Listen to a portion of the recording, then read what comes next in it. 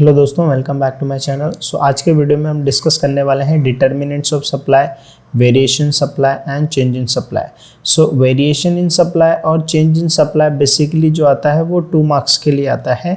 और ये जो क्वेश्चन पूछेगा बेसिकली डिस्टिंग्विश में पूछता है या तो जो है कंसेप्ट में पूछेगा, क्योंकि वेरिएशन सप्लाई के 2 टाइप है, एक्सपांशन एंड कॉन्ट्रैक्शन। चेंज का इंक्रीज और डिक्रीज है।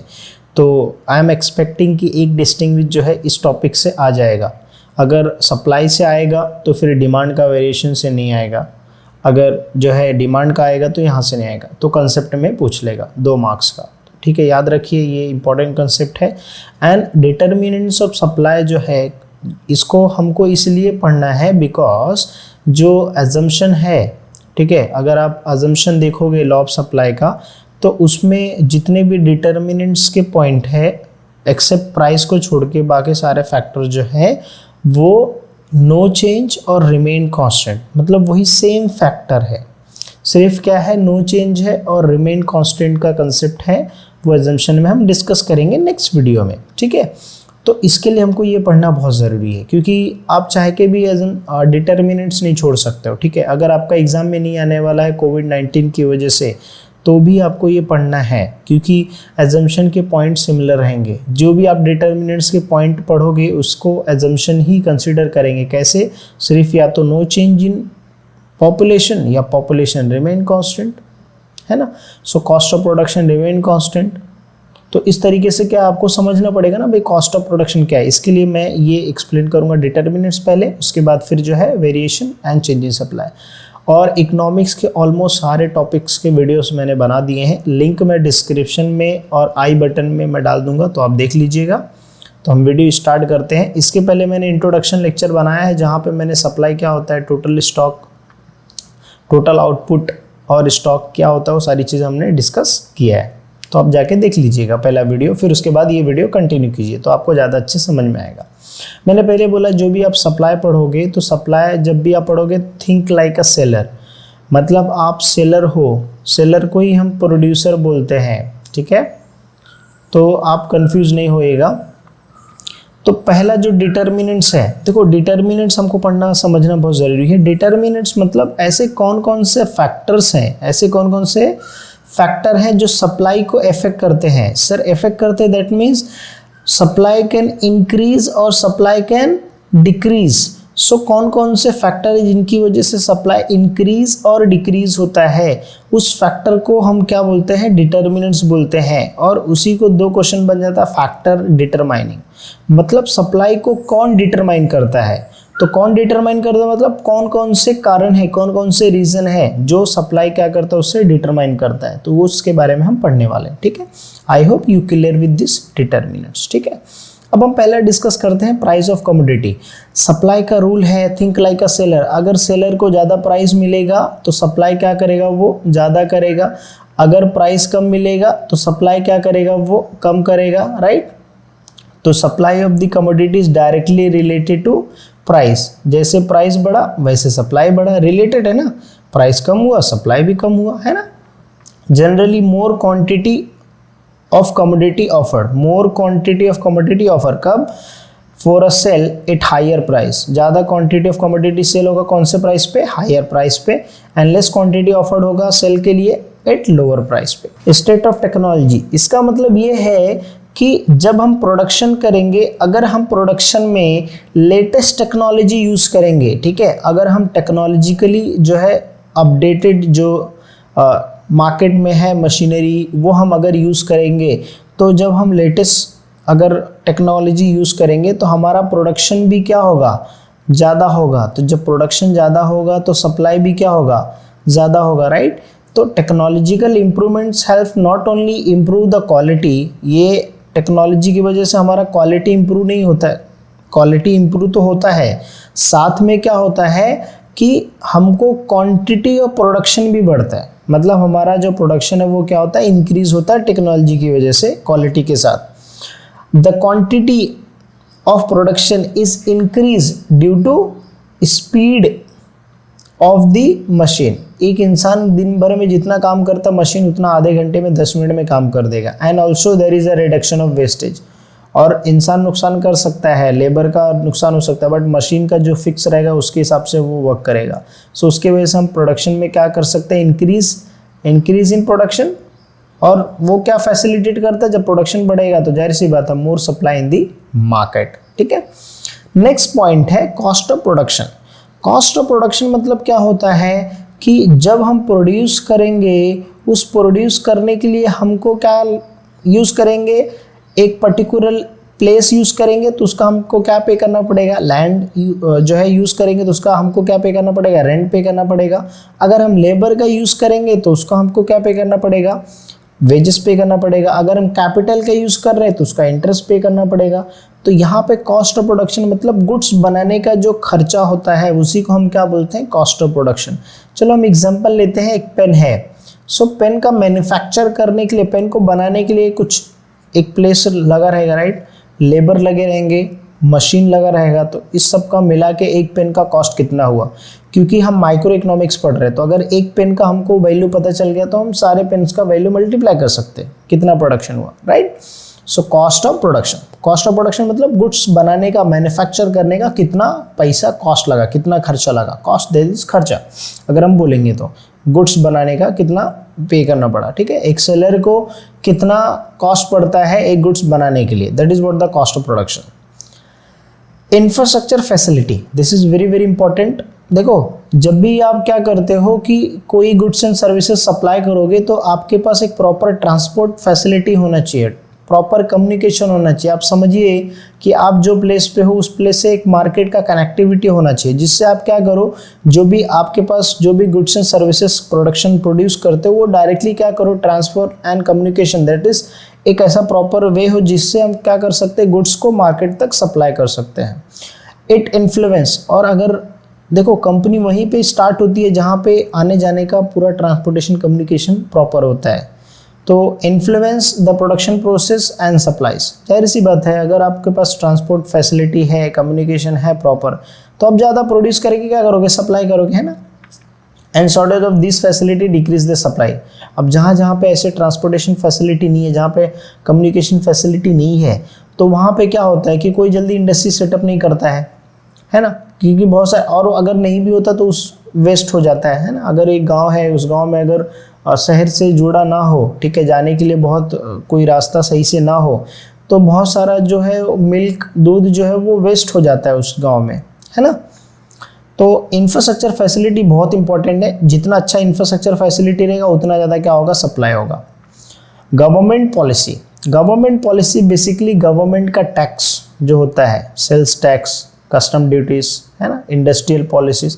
गवर्नमेंट का जब कोई नया इंडस्ट्री सेटअप करता है उसका टैक्स लेता है, उससे चार्जेस, रेगुलेशन, वो सब पे करना पड़ता है गवर्नमेंट को, उस बिजनेसमैन को। तो अगर गवर्नमेंट का टैक्स बहुत स्ट्रिक्टिव रहेगा, मतलब बहुत ज़्यादा रहेगा, तो कंपनी का लॉस होगा। तो जब कंपनी का लॉस होगा तो कंपनी बंद करके जाएगी। तो कंपनी जब बंद करके जाएगी तो हमारा प्रोडक्शन क्या हो जाएगा, डिस्करेज हो जाएगा, ख़त्म हो जाएगा, मतलब हमारा प्रोडक्शन होगा ही नहीं। तो हम प्रोडक्शन जब होगा ही नहीं तो सप्लाई होगा ही नहीं, है ना। तो गवर्नमेंट को क्या करना चाहिए, एक ऐसा पॉलिसी रखना चाहिए जिससे क्या हो कि लोगों, मतलब जिससे क्या हो, उस बिजनेस को फ़ायदा हो और उस बिजनेस को इनकरेजमेंट मिले, उसको बढ़ावा मिले। तो उसको इनकरेज करे कैसे, टैक्स को जो है कस्टम ड्यूटी कम कर दे, टैक्स क्या करे स्टार्टिंग में फ्री कर देवे, है ना, या उसको रिफंड कर दे। तो उससे क्या होगा, बेनिफिट होगा। तो उससे क्या होगा कि ज़्यादा बिजनेस सेटअप होंगे और प्रोडक्शन बढ़ेगा और फिर सप्लाई इंक्रीज होगा, राइट। सो सप्लाई की वजह से सप्लाई इंक्रीज डिक्रीज हुआ या नहीं हुआ, ठीक है। तो अगर अभी तक कुछ नहीं समझा रहेगा तो आप कमेंट सेक्शन में जरूर बताइएगा। ये natural condition, natural condition basically climate condition की वजह से भी क्या होता है, सप्लाई कम ज़्यादा होता है। हमारा इंडिया जो है नेचुरल फैक्टर पे डिपेंड होता है। अगर बारिश ज़्यादा हुआ तो फिर जो है फसल ख़राब हो जाती है, और कम हुआ तो भी फसल नहीं हो पाता उतना प्रोडक्शन। तो हमको जो है नेचुरल कंडीशन जैसा रहेगा उसके हिसाब से क्या होता है कि हमारा जो है सप्लाई में फ्लक्चुएशन होता है, कभी ज़्यादा पैदावार हो जाता है, ज़्यादा प्रोडक्शन हो जाता है, या तो जो है कभी कम प्रोडक्शन होता है, ठीक है। Future expectation about the price.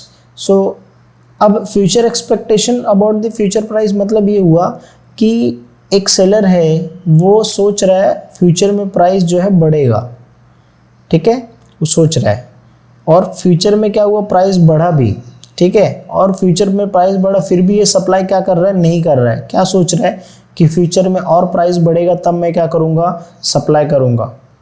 तो उसको हम क्या बोलते हैं, फ्यूचर एक्सपेक्टेशन। एक सेलर सोचता है कि फ्यूचर में प्राइस बढ़ेगा तब मैं क्या करूँगा, सप्लाई करूँगा, ठीक है। तो ये जो होता है उसको, इसकी वजह से सप्लाई इफेक्ट हुआ कि नहीं इफेक्ट हुआ, किसकी वजह से, एक्सपेक्टेशन की वजह से, उसको हम क्या बोलते हैं, future expectation about the price. Export and import, next point है एक्सपोर्ट एंड इंपोर्ट। एक्सपोर्ट मतलब जब अपन गुड्स दूसरे कंट्री को सेल करते हैं, इंपोर्ट मतलब जब अपन दूसरे कंट्री से गुड्स मंगाते हैं, ठीक है।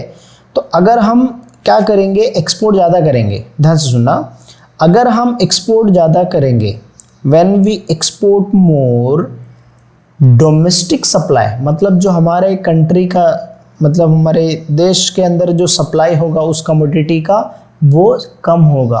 क्या बोला मैंने, अगर अपन एक्सपोर्ट करेंगे मतलब अपना सामान क्या करेंगे, बाहर कंट्री में बेचेंगे, तो हमारे इंडिया का डोमेस्टिक सप्लाई क्या होगा, कम होगा कि नहीं, कम होगा, राइट। डोमेस्टिक मतलब बोलेंगे तो अपना नेशन, कंट्री, ठीक है, विद इन दी कंट्री। तो जब हम एक्सपोर्ट ज़्यादा करेंगे तो डोमेस्टिक सप्लाई कम होगा। अगर हम इंपोर्ट करेंगे मतलब अपन दूसरे कंट्री से मंगा रहे हैं तो हमारा डोमेस्टिक सप्लाई क्या होगा, इंक्रीज होगा, राइट। तो एक्सपोर्ट ज़्यादा होगा तो डोमेस्टिक सप्लाई कम होगा, इंपोर्ट ज़्यादा होगा तो डोमेस्टिक सप्लाई क्या होगा, बढ़ेगा, ठीक है। साइज ऑफ मार्केट, मार्केट जितना बड़ा रहता है उसके हिसाब से क्या होता है, सप्लाई के ऊपर इफेक्ट होता है। Larger the size of market there will be more production, ज़्यादा प्रोडक्शन होगा, है ना। उसके बाद जो है लार्जर विल बी सप्लाई, जैसे मार्केट रहेगा उसके हिसाब से सप्लाई भी ज़्यादा होता है। फिर ये नेचर ऑफ द मार्केट, किस टाइप का मार्केट है, ठीक है, ये आपको पढ़ना। ये देखो natural condition that is different. Nature of market basically ये कॉम्पिटिटिव मार्केट है, मोनोपोली है या मोनोपोलिस्टिक है या ऑलिगोपोली है, वो किस टाइप का मार्केट है, तो उसको हम क्या बोलते हैं, नेचर ऑफ मार्केट बोलते हैं। उसके वजह से भी क्या होता है, सप्लाई कम ज़्यादा होता है, ठीक है। फिर उसके बाद लास्ट में नंबर ऑफ प्रोड्यूसर, जितना ज़्यादा प्रोड्यूसर रहेंगे उतना ज़्यादा प्रोडक्शन होगा, और जितना ज़्यादा प्रोडक्शन होगा उतना ज़्यादा सप्लाई होगा। So due to increasing number of producer, seller अगर बढ़ेंगे तो जाहिर सी बात है सप्लाई भी क्या होगा, इंक्रीज होगा मार्केट में। So this is what the determinants. So I hope you understand everything. फिर भी अगर आपके माइंड में कुछ क्वेश्चन है तो जरूर कमेंट सेक्शन में बताइएगा। सो अब हम नेक्स्ट टॉपिक डिस्कस करते हैं, that is variation supply. Variation in supply मतलब क्या होता है, सप्लाई अगर इंक्रीज और डिक्रीज होता है किसके वजह से, due to price, due to price. Other factor जो होते हैं, ठीक है, other factors. Sir other factor क्या हुआ, अभी जस्ट हमने पढ़ा, क्या पढ़ा, देखो ये सिर्फ जो है प्राइस को छोड़ के, ये प्राइस को छोड़ के बाकी ये जितने सारे हैं, कॉस्ट ऑफ प्रोडक्शन है, infrastructure, government policy, state technology, है ना, फ्यूचर एक्सपेक्टेशन, ये सारे जितने भी फैक्टर्स है, ये प्राइस को छोड़ के ये सारे फैक्टर्स क्या होंगे, कांस्टेंट होंगे, ठीक है। अब याद रखना हमेशा फैक्टर्स का, ठीक है। तो अब अगर मैं जो है बात करूं कि क्या बोला मैंने, वेरिएशन सप्लाई मतलब क्या हुआ, सप्लाई कैन बी इंक्रीज और decrease due to change in price, due to change in price. Other factor क्या होंगे, अदर फैक्टर कांस्टेंट होंगे, क्या होंगे, कांस्टेंट, क्या होंगे, कांस्टेंट। तो वेरिएशन सप्लाई का मीनिंग क्या हुआ, variation supply means supply increase, supply of the commodity increases और डिक्रीजेस, और supply of the commodity change due to change in price, due to change in price. मतलब commodity कम ज्यादा हो रहा है किसके वजह से, प्राइस की वजह से।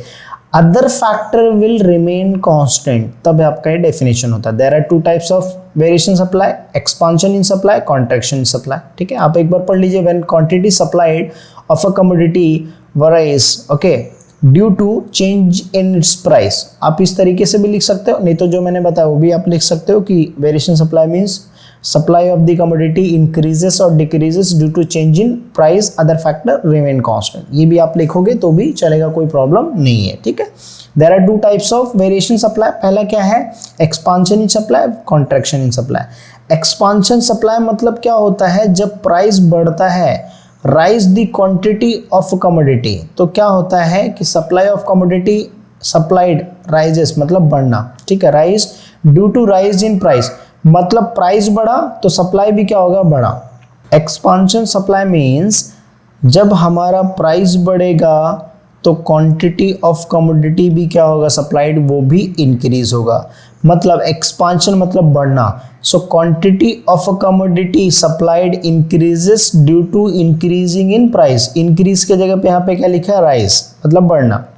Okay, rise due to rise in price of the commodity. जब प्राइस बढ़ेगा तो क्वांटिटी ऑफ कमोडिटी सप्लाइड वो भी क्या होगा, इंक्रीज होगा। ठीक है, अब अगर हम इसके कर्व की बात करें, लीड अपवर्ड फ्रॉम डाउनवर्ड, देखिए ध्यान से देखिएगा, ये अगर मैं डायग्राम बनाता हूं यहाँ पे, एक मिनट, ठीक है, यहाँ पे y axis, this is x axis, यहाँ पे क्या रहेगा, क्वांटिटी सप्लाइड रहेगा, और यहाँ पे क्या रहेगा, प्राइस रहेगा। ठीक है, तो अब अगर मैं एक सैंपल लेता हूँ, ठीक है, I am taking one sample, कि ये मेरा क्वांटिटी डिमांड है और ये मेरा क्या है, प्राइस है। ठीक है, this is what the price, OP is a price and OQ is a quantity. ठीक है, अब मुझे एक्सपांशन का डायग्राम बनाना है, तो एक्सपांशन में क्या हो रहा है, प्राइस भी बढ़ रहा है, सप्लाई भी बढ़ रहा है, तो प्राइस मैं नीचे लूंगा कि ऊपर लूंगा, ओके, ऊपर लूंगा, क्योंकि प्राइस बढ़ा रहा है ना, तो प्राइस पी से भी क्या हो जाएगा, P1 हो जाएगा। सो जब प्राइस बढ़ेगा तो मेरा क्या हो रहा है, क्वांटिटी सप्लाइड भी क्या हो रहा है, इंक्रीज हो रहा है ना, तो price increases, supply quantity also increases, तो ये क्या हो गया, एक कर्व बन गया, तो इसको हम एसएस कर्व बोलते हैं। Same way contraction in supply का भी क्या कर सकते हो, आप डायग्राम बना सकते हो। कॉन्ट्रैक्शन सप्लाई में सिर्फ थोड़ा सा डिफरेंट रहेगा, क्योंकि आपको यहाँ पे जो है, यहाँ पे देखिए, ओके, कॉन्ट्रैक्शन सप्लाई का पहले देख लेते हैं। इसमें क्या होता है, quantity of commodity supplied decreases, fall, किसके वजह से, due to fall in price. तो प्राइस के अंदर जब फॉल हुआ तो क्वांटिटी सप्लाइड भी क्या हुआ, फॉल हुआ उसको। और अदर फैक्टर क्या होगा, अदर फैक्टर रिमेनिंग कांस्टेंट। यहाँ पे सप्लाई कम ज़्यादा हो रहा है सिर्फ प्राइस की वजह से, ओनली प्राइस, अदर सारे फैक्टर्स क्या रहेंगे, कांस्टेंट रहेंगे। तो मैं यहाँ पे अगर एक सैंपल लेता हूँ, ठीक है, if I am taking sample, this is Q and this is P price. ठीक है, ये y एक्सेस प्राइस लिख लेना, ठीक है, x एक्सेस क्वांटिटी सप्लाइड। तो अब यहाँ पे क्या करना है, मुझे सप्लाई कम हो रहा है, I am decreasing the supply, supply क्या हो रहा है, कम हो रहा है, कहाँ से, Q से Q1 हो गया, प्राइस भी क्या हो रहा है, कम हो रहा है ना, तो प्राइस को भी क्या कर दिया मैंने, कम कर दिया, इसको क्या कर दिया, P1 नाम दे दिया, राइट। सो प्राइस कम हुआ, सप्लाई भी कम हुआ, राइट, तो ये क्या हो जाएगा, कर्व कॉन्ट्रैक्शन का, सप्लाई करो, ऐसे दैट इज सप्लाई अपवर्ड हो गया, राइट। सो इस तरीके से क्या है, एक्सपांशन एंड कॉन्ट्रैक्शन है। ठीक है, तो अब हम क्या डिस्कस करते हैं, चेंज इन सप्लाई डिस्कस करते हैं। देखिए यहाँ पे चेंज इन सप्लाई वेरिएशन का अपोजिट है, डिस्टिंग्विश भी आएगा तो आप इजीली डिस्टिंग्विश लिख सकते हो, इस तरीके से मैं बता रहा हूँ आपको।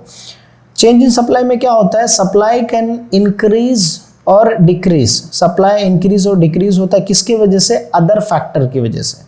किसकी वजह से, अदर फैक्टर, मैंने बताया है अदर फैक्टर क्या होता है। सो अदर फैक्टर की वजह से क्या होता है, इंक्रीज डिक्रीज होता है। यहाँ पे क्या कांस्टेंट रहेगा, प्राइस क्या रहेगा, कांस्टेंट रहेगा। चेंज इन सप्लाई में अगर सप्लाई कम या ज़्यादा होता है, इफ सप्लाई इंक्रीजेस और supply decreases due to change in other factor, सिर्फ अदर फैक्टर चेंज होने की वजह से क्या होता है, सप्लाई चेंज होता है, प्राइस क्या होता है यहाँ पे, कांस्टेंट रहता है। ठीक है, so when other factor change, other factor change होता है और प्राइस रिमेन कांस्टेंट होता है, and it known as the change in supply. ठीक है, there are two types of change in supply. एक इंक्रीज इन सप्लाई, मतलब सप्लाई इंक्रीज हुआ किसकी वजह से, अदर फैक्टर की वजह से, किसकी वजह से, अदर फैक्टर की वजह से। ठीक है, अदर फैक्टर्स की वजह से इंक्रीज हुआ। डिक्रीज में सप्लाई में क्या हुआ, डिक्रीज हुआ किसकी वजह से, अदर फैक्टर की वजह से, सिमिलर, राइट। तो कैसे एक्सप्लेन करोगे, increase in supply means supply of the commodity increase, आप ऐसे भी लिख सकते हो जिस तरीके से मैं आपको बता रहा हूँ, supply of the commodity increases, rise की जगह पे supply of the commodity increases due to change in other factor, due to change in other factor, price will remain constant, it is called as change increase in supply. Supply of the commodity decreases due to change in other factor, price will remain constant, it is called as decrease in supply. ठीक है, आप इस तरीके से भी लिख सकते हो। अब इसका अगर आप डायग्राम बनाना चाहो तो वेरी सिंपल, एक डायग्राम मैं बनाऊंगा, बाकी आप दूसरा जो है समझ लेना, आप खुद से ड्रॉ करके मुझे टैग भी कर सकते हो। ठीक है, इंस्टाग्राम पे। अब ये क्वांटिटी सप्लाइड है, ठीक है, क्वांटिटी सप्लाइड, ठीक है, ये क्या है, प्राइस है। तो यहाँ पे सप्लाइड पूरा लिखिएगा, ठीक है। अगर मैं यहाँ पे जैसे एग्जांपल लूँ कि मेरा क्या है ये डायग्राम के हिसाब से मेरा क्या है ओ क्यू जो है मेरा क्वांटिटी है और ओ पी मेरा क्या है प्राइस है, ठीक है। O P is a quantity and O Q is O P is a price and O Q is a quantity. अब अगर मुझे इंक्रीज एंड डिक्रीज करना है सप्लाई को, आगे चलो मैं इंक्रीज कर रहा हूँ, ठीक है। If I am increasing my quantity of commodity supplied from Q to Q1, ठीक है, मैंने quantity of commodity supplied increase किया, लेकिन मेरा प्राइस क्या है अभी भी सेम है ना, कांस्टेंट है। तो मतलब ये मेरा जो डिमांड बढ़ रहेगा किसके वजह से, अदर फैक्टर की वजह से इंक्रीज हुआ रहेगा। तो ये डायग्राम ऐसे कर्व बन जाएगा। अब इसमें डिक्रीज का करना रहेगा तो चलो यहाँ पे डिक्रीज का कर दिए, ये क्या हो गया Q2 हो गया। तो इंक्रीज डिक्रीज का डायग्राम एक साथ भी आप ड्रॉ कर सकते हो, ठीक है। डायग्राम देख के डरने का नहीं, आप इजीली समझ सकते हो कैसे मैंने बताया कि Y axis price X axis quantity commodity increase किया ओ क्यू से ओ Q1 हो गया, तो ये क्या हो गया इंक्रीज हो गया, price remain constant OP, so that is what the increase in supply. आप ऐसे करके एक्सप्लेन कर सकते हो, ठीक है। सो आई होप आपको सारी चीज़ें समझ में आ गए होंगे। सो हम नेक्स्ट वीडियो में डिस्कस करेंगे law of supply, assumption and exception, और बाकी जो रिमेनिंग पॉइंट रहेगा वो डिस्कस कर लेंगे। सो आई होप आपको determinants and change in supply सारी चीज़ें समझ में आ गए होंगे। कुछ डाउट रहेगा आपका तो जरूर कमेंट सेक्शन में बताइएगा। पूरा वीडियो देखने के लिए thank you so much guys for watching video. मिलते हैं नेक्स्ट वीडियो में।